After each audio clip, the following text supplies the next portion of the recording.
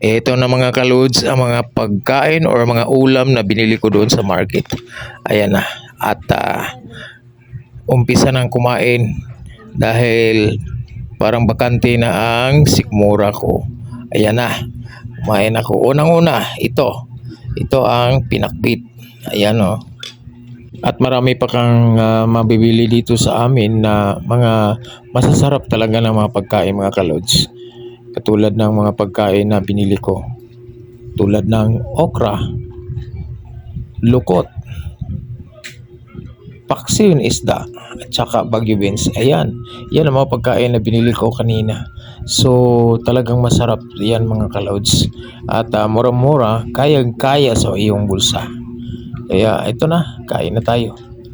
Unang-unang pinakain ko sa mga anak ko yung pinakbit dahil may kalabasa. Ayun na.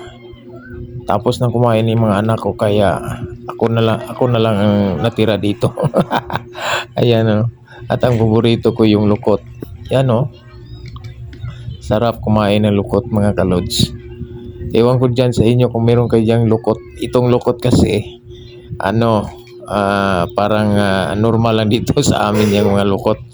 Pag punta mo sa market, talagang meron talagang mga lukot-lukot dyan.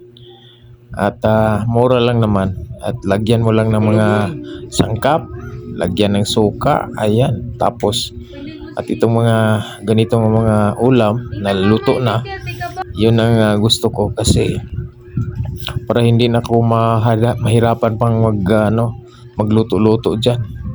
At ayan, tapos na akong kumain mga kalods.